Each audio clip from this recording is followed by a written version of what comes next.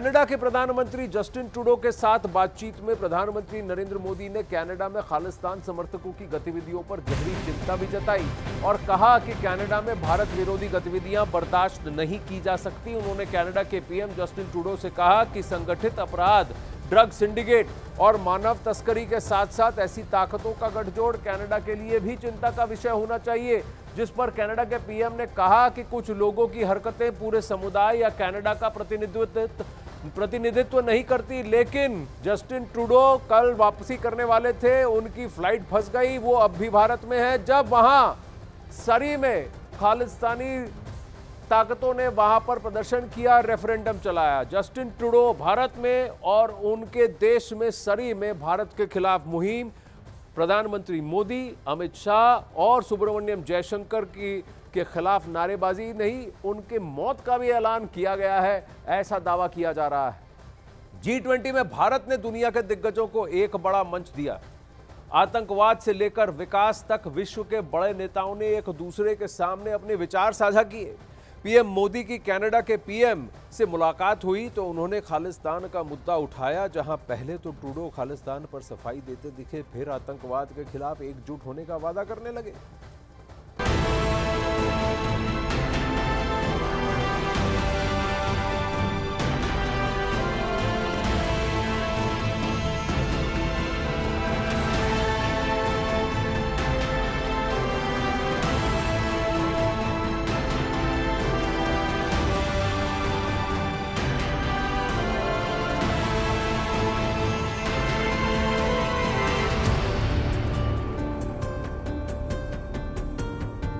दुनिया के दिग्गज नेताओं की दिल्ली के दरबार में महफिल सजी।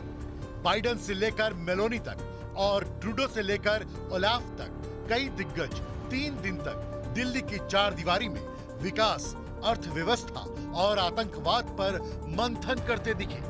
भारत की मेजबानी में G20 समिट का अब समापन हो चुका है।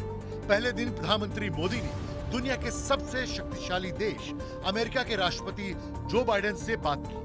रक्षा और अर्थव्यवस्था समेत कई मुद्दे दोनों देशों के दिग्गजों ने एक दूसरे के सामने उठाए। दूसरे दिन भी प्रधानमंत्री मोदी की बैठक जारी रही। इनमें से एक बैठक कनाडा के प्रधानमंत्री जस्टिन ट्रूडो के साथ भी हुई, जहां दोनों नेताओं ने भारत कनाडा संबंधों पर चर्चा की। मुलाकात के बाद प्रधानमंत्री नरेंद्र मोदी ने ट्विटर पर एक तस्वीर भी शेयर की। खबर है कि काफी देर तक चली इस बैठक में भारत ने खालिस्तान, आतंकवाद और विदेशी दखल का मुद्दा उठाया। It's important to remember that the actions of the few do not represent the entire community or Canada. मुलाकात में कनाडा के प्रधानमंत्री जस्टिन ट्रूडो सफाई देते दिखे। ट्रूडो ने साफ कर दिया कि आतंकवाद या विदेशी दखल या कोई भी संवैधानिक हरकत का कनाडा समर्थन नहीं करता है। कनाडा हमेशा ही अभिव्यक्ति की आजादी की रक्षा करेगा, शांतिपूर्ण प्रदर्शन की रक्षा करेगा, नफरत के खिलाफ आवाज उठाएगा और कानून व्यवस्था का सम्मान करेगा। Obviously, Canada will always defend freedom of expression, freedom of conscience, freedom of peaceful protest. That's something that's extremely important to us.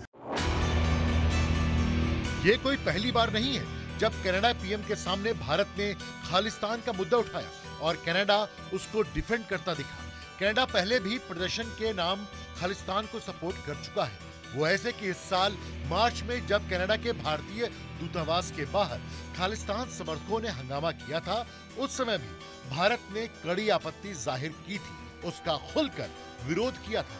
इसके अलावा कनाडा में अल्पसंख्यकों पर ज्यादती को लेकर भी कई बार खबरें सामने आई।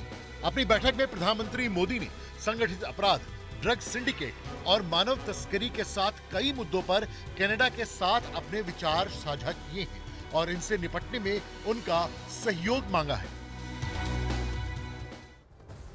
भारत ने G20 के कई मायनों में इतिहास रच दिया। जिस चीन को लग रहा था कि शी जिनपिंग ही G20 का भविष्य तय करेंगे, उस चीन को भारत ने चारों खाने चित कर दिए। एशिया से अफ्रीका तक, अफ्रीका से यूरोप तक, यूरोप से दक्षिण अमेरिका तक। अब भारत ने चीन को चारों तरफ से घेर लिया है। अमेरिका, अरब देश और यूरोपियन यूनियन ने पीएम मोदी को वो कमान सौंप दी है जिसने भारत को सुपर पावर बना दिया है। देखिए।